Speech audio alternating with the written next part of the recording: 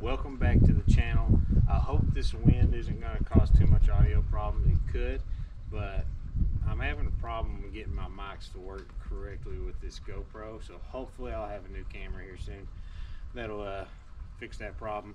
But I'm going without the mic today just to make sure the audio at least stays in the video, so I hope it works. But before I go any further, make sure you click the subscribe button and ding the bell for me so you know whenever new videos go up.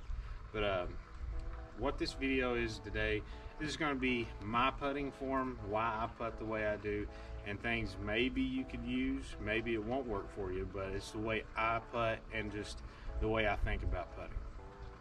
So I'll tell you, I putt with 300 soft PA3s. I just like the way it feels. I like softer plastics, so whenever the 300 soft came out, that was naturally what I was like, I'm gonna putt that. I was putting 300 PA3s already, so that's just what feels good to me. It's got a bead on it, and that's about the only disc really, besides like an A3, that I like that has a bead. So just something with putting. I'll try to get up close and show you the way I grab a disc. So one of the ways I was taught was, anytime you grab a disc anyways, is reach your hand out like you're shaking a hand and then point your fingers down. And then what you're going to do is you're going to sit that disc right across your palm about like that, and then you just grab to what's comfortable. Something that I see a lot of new people do, and it comes from, I guess, throwing frisbees. They like doing this, but what that does is just kind of counterintuitive to you trying to spin the disc, is you're putting pressure against the disc, so that kind of keeps it from spinning. At least that's my thoughts on it. So you get a comfortable fan grip at an angle. You don't want to be holding it straight towards the middle. Fingers angled out, and I'll grab it.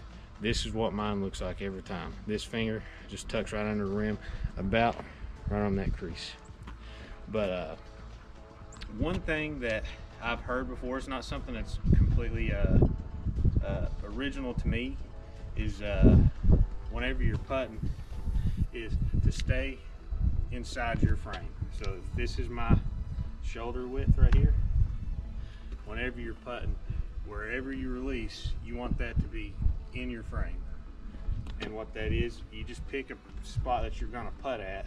It doesn't have to be the dead center of the basket, because sometimes it tends to me, I aim further away from the basket than I aim further out from the basket, and I putt at that spot, not necessarily at the basket. But that's for far putts. But if you shank them to the right a lot, in my opinion, a lot of that comes from trying to force a putt, and also this motion. You're not coming up straight at the target. You're coming from your center of your body, or wherever your anchor point is, and you're not going at the basket or your target. You're going away. So a miss this much right here at 35-40 feet is going to be equal to like a foot or more. So that little motion right here is going to turn from like a centimeter to like a foot by the time it gets to the basket. So try to keep your putt in your frame and follow through. Extend your putt out. If you're gonna let it go, extend it. Jabbing your putts, it just hurts your accuracy. So I'll try to putt a couple times. I got some marks out. These are my first putts of the day, so don't laugh if I miss. But I try to square up now. It's just the most consistent thing, and I putt with hyzer.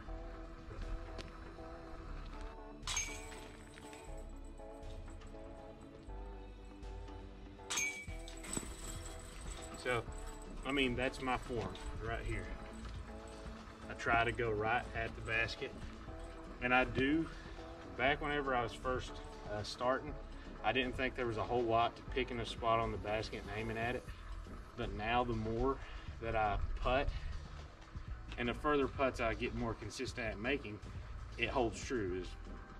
It doesn't have to be a specific length, but they say lengths just because it helps you pick something to actually focus on. But if you just pick a quadrant, say I want to hit right here, times you can find a link. Stay on that all the way through your putt. There's something too, where your eye goes is where you're gonna throw something.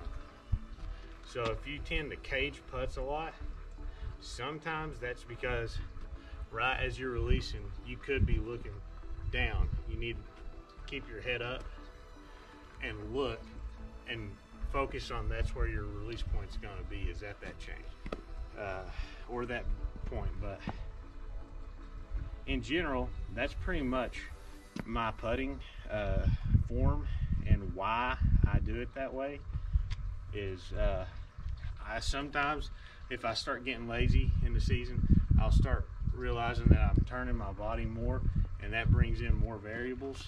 If you just keep a square body and keep your anchor point in the center and release center, you should be going right towards the basket. And if you have trouble with your discs wobbling a lot, probably something to do with spin. And I'll show you something I do to try to get people to realize how to spin a disc. So something I've seen quite a bit is people that are new that just don't really get the concept of making something spin. Their discs kind of come out almost like a knuckleball. It's not spinning much. So I try to tell people just to take the disc like you're gonna putt. Now turn it like this and spin it. Try to make this stamp spin. That's kind of something to kind of let you realize like how something's spinning if you're having trouble getting spin. This action right here can help you get some spin. Now a lot of wrist action in a putt sometimes can cause inconsistencies, but practicing that release point and learning how to get that spin on a disc is going to be something that's going to be important. There's push putters that don't rely a lot on spin, but that's just not me. I do prefer a spin putt and getting consistent at a spin putt and being able to hit short putts really good, but also having confidence that I can hit something outside of a circle a little bit easier. I mean, there's people like Ricky Wasaki and stuff, it's hard to tell where his form comes from or how he putts, but he's deadly from anywhere. So it just goes to show, if you learn a form, you can get good at it, but you got to practice it. And that's pretty much all. Last thing I would say is just on the form line, don't worry about discs that much. I mean, find one that's comfortable to you, something that you know. But I see way too often is people jump from putter to putter to putter to putter because they think that's why they're not making putts. I mean, you can see people all across the pro level, if they change sponsors, usually they can learn a new putter and get good with any of them. It's all the archer, not the arrow, in my mind. So it's finding something that's going to be consistent for you, comfortable, and learn your form and stick to it instead of changing your form all the time, changing putters all the time. Just practice it and get good at it. So that's my 10 cents on this subject of putting. Hopefully it helps somebody out there. Maybe it will, maybe it won't. But if you like these types of tips, I'll do it. Doesn't bother me. It's just whether y'all want to hear it or not. So I figured putting form would be something easy for me to do on a day where it snowed out of nowhere. So yeah, I mean, that's pretty much all I got. I'll hit one more putt for you, hopefully.